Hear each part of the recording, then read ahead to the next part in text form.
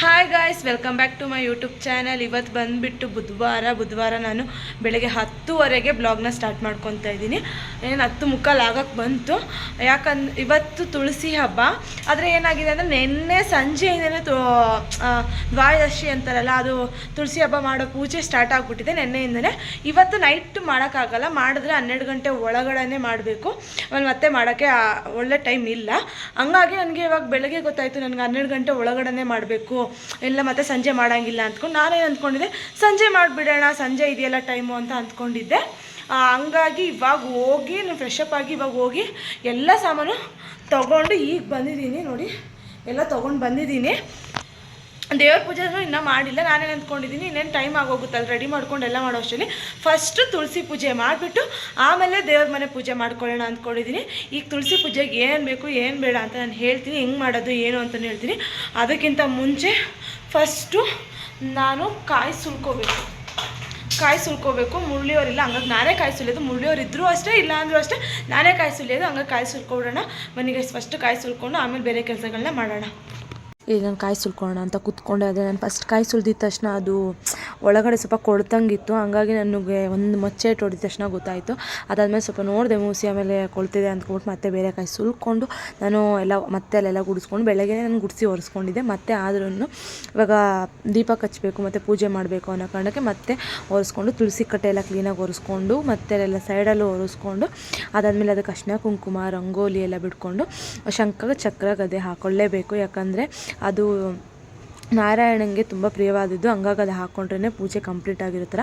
ಆಮೇಲೆ ನಾವು ಅಷ್ಟದಳ ರಂಗೋಲಿ ಕೂಡ ಹಾಕ್ಕೋಬೇಕು. ಕಮಲದ್ದು ಇಲ್ಲ ಅಷ್ಟದಳ ಯಾವ್ದಾರು ಹಾಕ್ಕೋಬೇಕು. ಅದು ಹಾಕ್ಕೊಂಡ್ರೇ ಈ ಪೂಜೆಗೊಂದು ಕಂಪ್ಲೀಟ್ ಆಗಿರೋ ಥರ.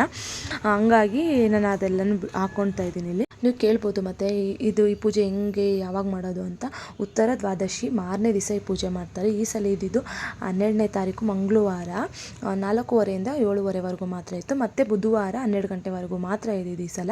ಹಂಗಾಗಿ ನಾನು ಸಂಜೆ ಸಿಗಲಿಲ್ಲ. ಸಂಜೆ ಮಾಡಿದ್ರೆ ತುಂಬ ಒಳ್ಳೆಯದು. ಆದರೆ ನನಗೆ ಸಂಜೆ ಗೊತ್ತಾಗಲಿಲ್ಲ, ಸಂಜೆವರೆಗೂ ಇರುತ್ತೆ ಅಂದ್ಕೊಂಡಿದ್ದೆ. ಆದರೆ 12 ಗಂಟೆವರೆಗೂ ಮಾತ್ರ ಲಾಸ್ಟ್ ಅಂತ ಅಂದಿದ್ದಕ್ಕೆ ನಾನು ಆ ಟೈಮಲ್ಲಿ ಮಾಡಿದ್ರೆ ಮಾತ್ರ ಆ ತುಳಸಿ ಹಬ್ಬಕ್ಕೊಂದು ಮಾಡಿದ್ಕೊಂದು ಫಲ. ಇಲ್ಲಾಂದರೆ ಸುಮ್ಮನೆ ತುಳಸಿ ಹಬ್ಬದ ದಿವಸ ಮಾಡ್ತೀವಿ, ಆದರೆ ಯಾವ ಟೈಮು ಇಲ್ಲದೇನೆ ಅನ್ನೋ ಥರ ಮಾಡಬಾರ್ದು. ಅದಾದಮೇಲೆ ನಿಮಗೆ ಅಷ್ಟದಳೆ ರಂಗೋಲಿನೂ ಹಾಕ್ಕೊಂಡೆ. ಕಮಲ ಇರಲೇಬೇಕು, ಯಾಕಂದರೆ ತುಳಸಿಗೆ ತುಂಬ ಪ್ರಿಯವಾಗಿದ್ದು ಕಮಲ. ಅದಕ್ಕೋಸ್ಕರ ಕಮಲ ರಂಗೋಲಿ ಹಾಕ್ಕೊಂಡು ನಾನು ಸುತ್ತ ಡಿಸೈನ್ ಮಾಡ್ಕೊತಾ ಇದ್ದೀನಿ. ಅದಾದಮೇಲೆ ಇಲ್ಲಿ ತುಳಸಿ ಗಿಡಕ್ಕೆ ನಾವು ನಲ್ಲಿಕಾಯ್ದು ಕೊಂಬೆ ತಂದು ಸಿಗಿಸ್ಬೇಕು. ಅದು ನಾರಾಯಣ ಸ್ವರೂಪ.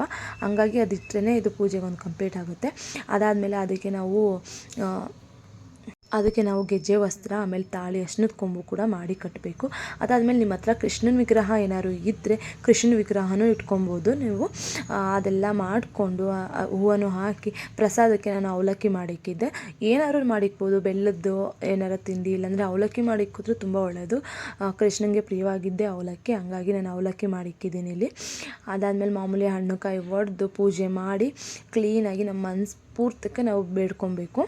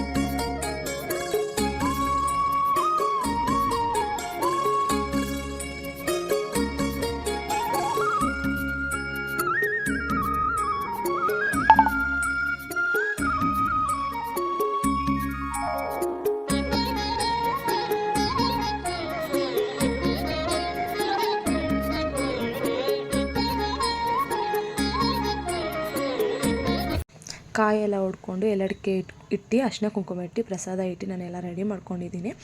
ಅದಾದಮೇಲೆ ಪೂಜೆ ಮಾಡ್ಕೊತಾ ಇದ್ದೀನಿ. ನಿಮ್ಮ ಹತ್ರ ಏನು ಪ್ರಸಾದ ಇದೆ ಅದನ್ನು ಪ್ರಸಾದ ಮಾಡಿಕ್ಬೋದು. ನಾನೊಂದು ಸೀಬೆಹಣ್ಣಿತ್ತು, ಸೀಬೆಹಣ್ಣು ಮತ್ತು ಅವಲಕ್ಕಿ ಮಾಡಿಕ್ಕಿದ್ದೀನಿ. ಅದಾದಮೇಲೆ ಕರ್ಪೂರದಿಂದ ಆರತಿ ಮಾಡಿಕೊಂಡು ಅದಾದಮೇಲೆ ನಾನು ಅಲ್ಲೇ ಬಿದ್ದುಬಿಟ್ಟು ನಮಸ್ಕಾರ ಮಾಡಿಕೊಂಡೆ. ಇಷ್ಟೇ ಪೂಜೆ ಮಾಡೋದು. ನನಗೆಲ್ಲ ಗೊತ್ತು ಅಂತ ಏನಿಲ್ಲ, ನನಗೆ ಎಷ್ಟು ಗೊತ್ತಿದೆ ಅಷ್ಟು ಮಾತ್ರ ನಾನು ಮಾಡಿದ್ದೀನಿ. ಆಮೇಲೆ ತುಳಸಿ ಕಟ್ಟೆಗೂ ಅರ್ಶಿನ ಕುಂಕುಮ ಇಟ್ಟು ನಾನು ಅರ್ಶಿನ ಕುಂಕುಮ ತೊಗೊಂಡೆ. ನೋಡಿ ಇಷ್ಟೇ ಗೈಸ್, ನಾನು ಸಿಂಪಲ್ಲಾಗಿ ಮಾಡಿರೋದು. ಚೆನ್ನಾಗಿದ್ದು ಸಣ್ಣದಾಗಿದ್ರು. ಅದಾದಮೇಲೆ ಅದೆಲ್ಲ ಪೂಜೆ ಆದಮೇಲೆ ನಾನಿಲ್ಲಿ ದೇವ್ರ ಮನೆಗೆ ಬಂದೆ. ದೇವ್ರ ಮನೆಯ ಸಾಮಾನೆಲ್ಲ ತೊಗೊಂಡು ಎಲ್ಲ ಒರೆಸ್ಕೊಂಡು ಕ್ಲೀನಾಗಿ, ಮತ್ತೆ ಉಣ್ಮೆ ಬಂತಲ್ವ, ಉಣ್ಮೆ ದಿವಸ ತೆಗಿಯೋದು ಬೇಡ ಅನ್ನೋ ಕಾರಣಕ್ಕೋಸ್ಕರ ನಾನು ಇವತ್ತೇ ತೆಗೆದು ಎಲ್ಲ ಮಾಡ್ಕೊತಾ ಇರೋದು. ಎಲ್ಲನೂ ತೆಗ್ದು ಮತ್ತೆ ಎಲ್ಲನೂ ಕ್ಲೀನ್ ಮಾಡಿ ಅಲ್ಲೂ ಕೂಡ ಪೂಜೆ ಮಾಡಿಕೊಂಡೆ ನಾನು.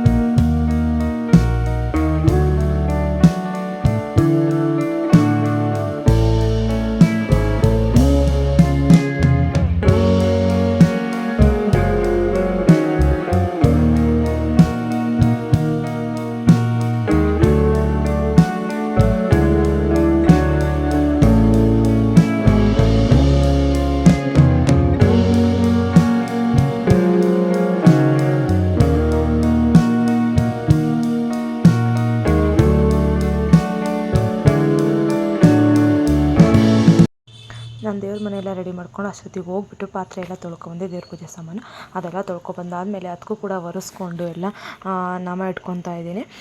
ದೇವ್ರ ಪೂಜೆ ಮಾಡೋದು ಅಂದ್ರೇ ಹುಡುಗಿರಿಗೊಂದು ಟಾಸ್ಕು. ಯಾಕಂದರೆ ಅವತ್ತಿನ ದಿನ ಎಲ್ಲ ಅದಕ್ಕೋಸ್ಕರನೇ ನಾವು ಸ್ಪೆಂಡ್ ಮಾಡಿಬಿಡ್ಬೇಕಾಗುತ್ತೆ. ಇನ್ನೇನು ಕೆಲಸನೂ ಇಟ್ಕೊಳ್ಳೋಂಗೇ ಇಲ್ಲ. ಯಾಕಂದರೆ ಏನೇ ನಾವು ಮಾಡ್ತೀವಿ ಅಂದರೆ ದೇವ್ರ ಪೂಜೆ ಆಗಲಿ ಅದಕ್ಕೆ ಫುಲ್ ಶ್ರದ್ಧೆಯಿಂದ ಮಾಡಬೇಕು. ಹಾಗಾಗಿ ಅವತ್ತಿನ ದಿನ ಎಲ್ಲ ಫುಲ್ ಹೋಗಿಬಿಡುತ್ತೆ ದೇವ್ರ ಪೂಜೆಯಲ್ಲೇ. ಆದರೂ ಏನೋ ಒಂಥರ ನೆಮ್ಮದಿ ಸಿಗುತ್ತೆ ಪೂಜೆ ಮಾಡಿದ್ರೆ, ಒಂಥರ ಖುಷಿ ಅನಿಸುತ್ತೆ, ಮನಸ್ಸಿಗೆ ನೆಮ್ಮದಿ ಇರುತ್ತೆ. ಹಂಗಾಗಿ ಖುಷಿಯಿಂದ ಮಾಡ್ತೀವಿ. ನಾನಿಲ್ಲೆಲ್ಲನೂ ರೆಡಿ ಮಾಡಿಕೊಂಡು ಬೇಗನೆ ದೇವಸ್ಥಾನಕ್ಕೆ ಹೋಗಬೇಕು ಅನ್ನೋ ಕಾರಣಕ್ಕೆ ನಾನಿಲ್ಲಿ ಬೇಗ ರೆಡಿ ಮಾಡ್ಕೊತಿದ್ದೀನಿ.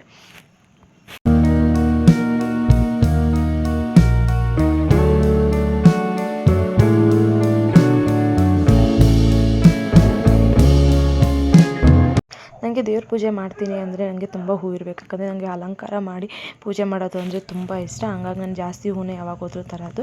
ನಾನು ಅಲಂಕಾರ ಎಲ್ಲ ಮುಗಿಸಿ ಅದಾದಮೇಲೆ ಇವತ್ತಿನ ದಿನ ನಾವು ಏನಂದರೆ ದೀಪಗಳನ್ನ ಕಚ್ಚಬೇಕು. ತುಂಬ ನಮ್ಮ ಕೈಲಿ ಎಷ್ಟಾಗುತ್ತೆ ಅಷ್ಟು ದೀಪನ ಕಚ್ಬೋದು.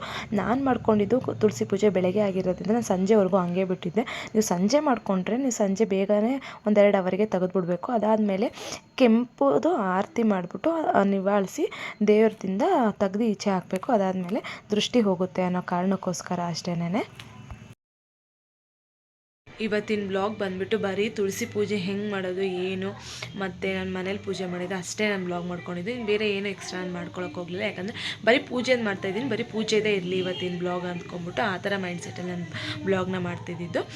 ಹಾಗಾಗಿ ಏನಾದರೂ ನಿಮ್ಗೆ ಇನ್ಫಾರ್ಮೇಷನ್ ಬೇಕಾಗಿದ್ದರೂ ನನಗೆ ಕಮೆಂಟ್ ಹಾಕಿ, ನಾನು ಅದ್ರ ಬಗ್ಗೆ ಹೇಳ್ತೀನಿ. ಯಾವುದೇ ಬೇರೆ ಪೂಜೆ ಆಗಿದ್ದರೂ ಅಷ್ಟೇ ಅದ್ರ ಬಗ್ಗೆ ಗೊತ್ತಿಲ್ಲ ಅಂದರೆ ತಿಳ್ಕೊಂಡಾರು ಹೇಳ್ತೀನಿ.